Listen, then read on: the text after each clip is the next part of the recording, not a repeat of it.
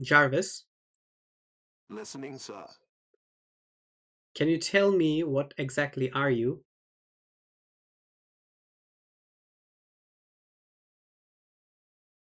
I'm an AI assistant designed to help you with information, tasks, and questions you may have. Think of me as your personal helper, ready to assist you whenever you need, sir. Okay, so can you tell me what 5 times 7 is?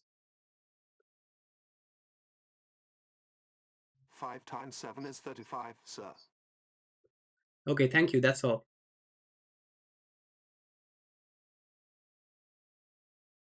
You're welcome, sir. If you need anything else, just let me know. And that's it. So what you just saw was a combination of two different projects I have coded up in the weekend. So in this video, I'm going to talk about how I did it. So let's get started.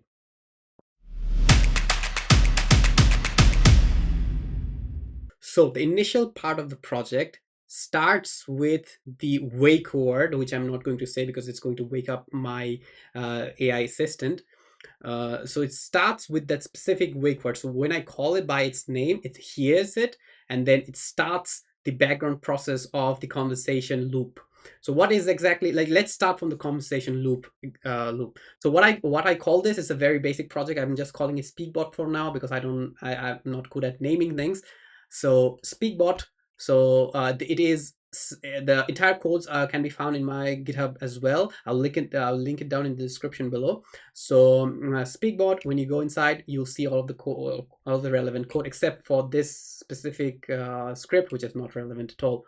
Okay, so in the main pile does everything. So let's see what it does from the start. So you can see the code in my repository as well, and in the README it is like clearly mentioned. So let's go through the README first to understand what exactly the code does. So the steps are it uses the mic to capture the voice input, and then it converts the voice input into text using speech recognition. I used Whisper first at the start, but now I'm using Faster Whisper because there was a Python compatibility issue. Now I'm using Faster Whisper with the tiny model, I believe. Then the text part gets pre-processed, and then fed into an LLM for a response. The LLM comes back with a response, which is fed into TTS model, text to speech synthesis, and the synthesized speech is then played back from the speakers, just like in a conversation. However, as you have seen in the demo, that there is a certain lag, which I do not like. I'm trying to improve it, but till now I have to just stick with the lag. Okay, so if we go back to the code, so if you go back to the code, we can see the main file, which is the orchestrator of everything. Um, Here, the record audio file, which you can see, I'm not going to dive into the entire code, but you can see that the record audio file is recording audio until silence. What does it mean by that? So it doesn't have a stop button. I'm not pressing anything when I'm speaking to it. So it is recording the audio, and when there is a 2 second audio gap between my like when I am done talking, so if it waits for 2 seconds of silence, and then it like starts the processing of the audio which it records. So this function does is pretty much self-explanatory here in the arguments. Records audio until silence is detected for 2 seconds, and yeah, you can read more details in the code in the GitHub. There's also a save to WAV file, which I'm actually not using at the moment. And yeah, this is the first part. So let's go to the second part, which is the speech to text. All right, so the speech to text is actually called a transcribe audio. I'll maybe change it to a better naming later, but it uses the faster whisper model, which is the tiny model for now, to actually transcribe what I'm actually saying into the mic. So what the WAV audio, which is gathered from the first script, is passed on to this script, and that WAV file is fed into the faster whisper model to convert it into plain text. Nothing else, just plain text.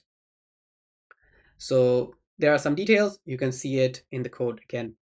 So next, it gets onto it. First it used to go into the LLM response, but I've added it to I've changed it to a file called MCP clients, which handles everything, because I was going to add tooling. So let's go through the LLM response first, because that was the original file. Then we will come to MCP and toolings, and what exactly the MCP server does. But forget about MCP now. So what we have is now the text, the transcribed text, and which that is being fed into the LLM response. And the response generator is not actually a function, but rather a class. Is that it is using a get response function. So whatever the text is here, it is appending to the messages, and it is using the OpenAI's client.completion.create to actually get a response from the LLM, and return the response content. Here, the message twice content. So it just returns back the response of the LLM. So this has been actually specified to be a conversational assistant, because when you like type into ChatGPT, it tends to give you a very long message, and I don't want a very long message to be like, playing and playing. I just want it to stop, because I'm just having a conversation and I have things to say as well. So you're just helpful assistant, friendly assistant. Keep your responses short, concise, and conversational. 1 to 3 sentences max. I have a long explanation. Verbose text or being natural and friendly. Just this part, nothing else. So that's why it's just speaking a very short type of responses.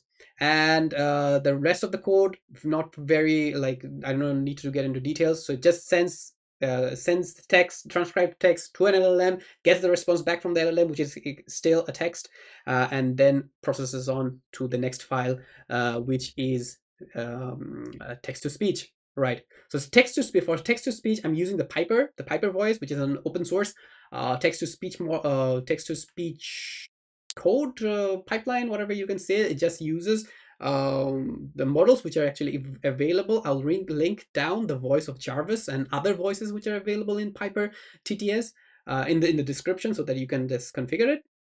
So what it does is it takes in the string text as input, and other like the model file path and everything, and then it returns a synthesized voice.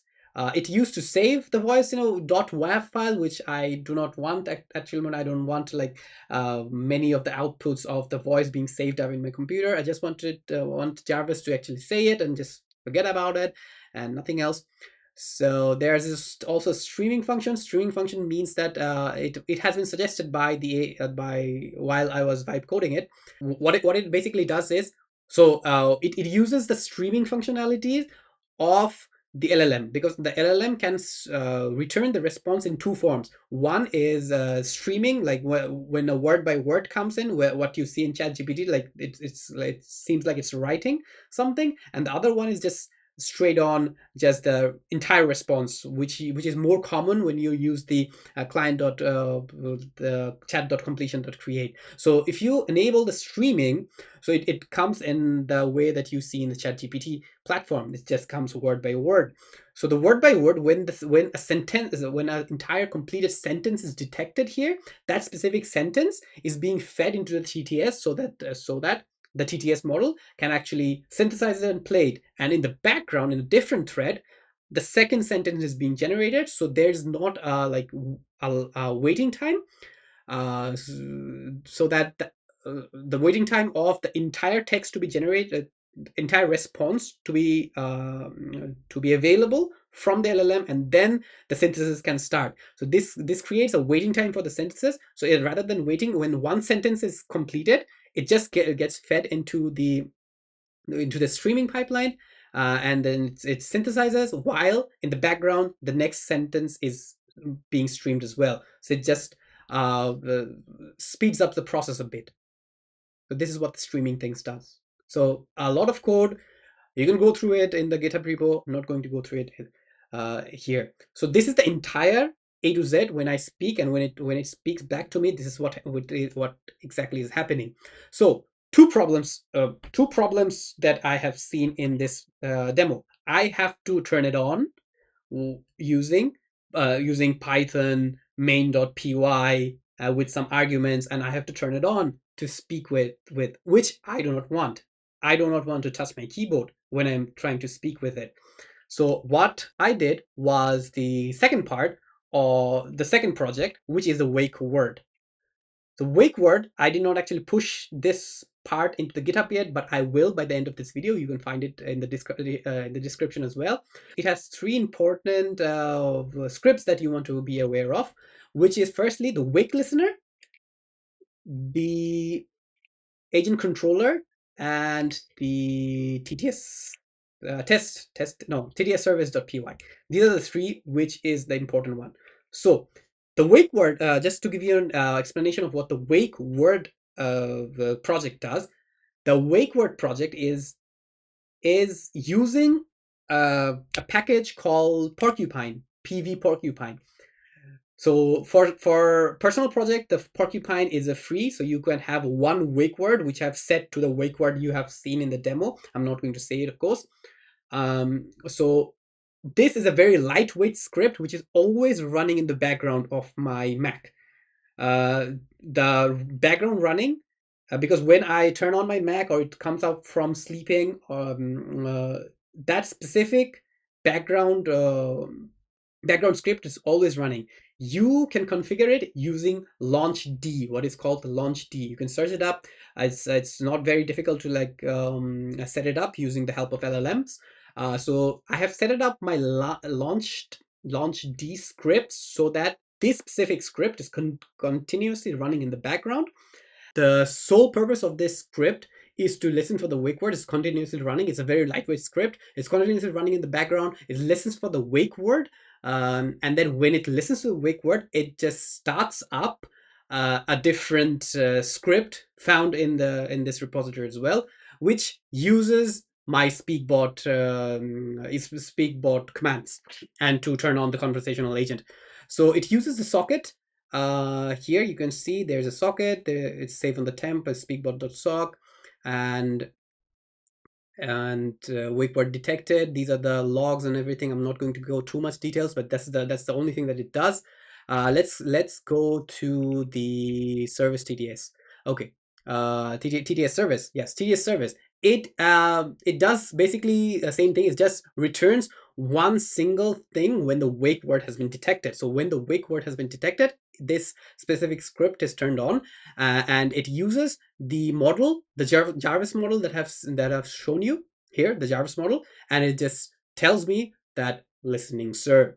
Like you can, like for example, Jarvis. Listening, sir. That's it. Goodbye.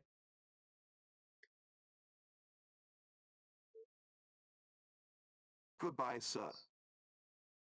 Okay, so that's what you see. So that specific listening, sir, is added when the wake word has been detected. That's it. That's the entire thing of this script. You can like go through it if you want.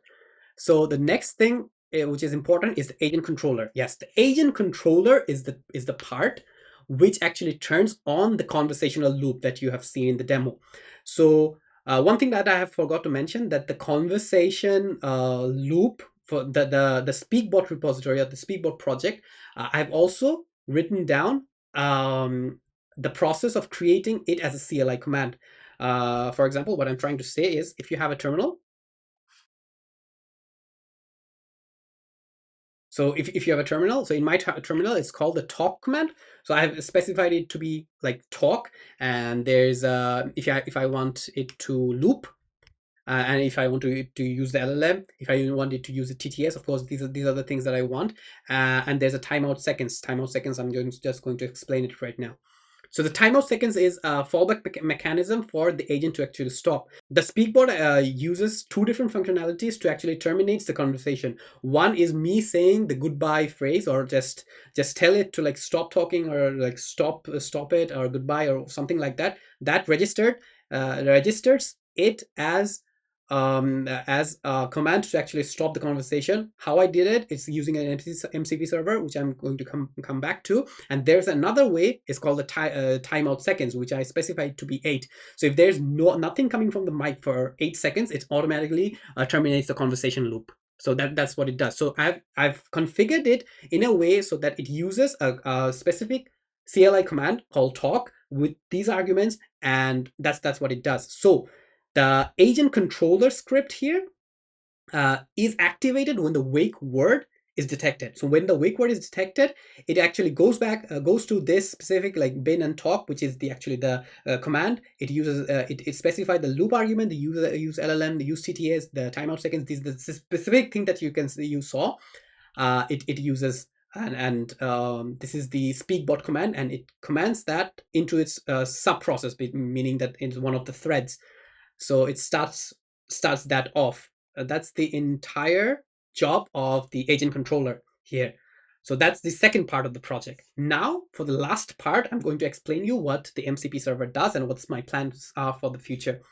So in the speak bot repository, you will see there is a folder called the MCP. And another Python script called the MCP client, which I did not actually explain it yet. So the task of the MCP folder is to host a server script, the MCP server script. So the MCP server script has hosts normally all of the tools and the tool descriptions at the moment. So the MCP tool, so the only MCP tool that is available right now is the stop conversation MCP tool. So what it does is like example is like you can read it. So I don't have to explain it. It just looks for the LLM to actually use the tool so that the LLM can decide if the user wants to end the conversation based on what the user is saying, and then it can end the conversation and use this tool to end the conversation. So this is the tool that it uses to actually terminate the conversation. And in the MCP client, this is the client script which actually uses the MCP server tools and whatnot. So you can go through it. So I'm not exactly using the LLM response anymore. This is the older version. So I'm using the MCP client.py because it handles all of the responses and the tool calling and all of the necessary things. So here basically is the same class it has for the LLM response.py. It's called the LLM response generator. And let's go down a bit. There is there's a connect to server. Yeah, there's a connection to the server because when this class is instantiated, it uses this connect to server to actually find the server file, the mcp server.py, and to start it off. To get the list of tools, because the MCP server needs to be started at the start of this conversation, so that the LLM can already get the list of tools at hand and can decide based on the user responses which tool it's going to use. So the process query is the most important part because it gets the query of the user, and then it can decide if it wants to use the tool or not. So first it goes to the sessions and get the list tool. This is available in the MCP package of Python. So you get the response of the list of tools, and you get the rest of the list of tools here in the available tools. And then for the available tools, you send a different type of response to the model. If there is no available tool, you do not send the available tools in the client chat completions. And in the next part, you have the user messages, and you can this specific script decides if it wants to use a specific tool or not, or it just wants to have a normal conversation or not. So that's what it does.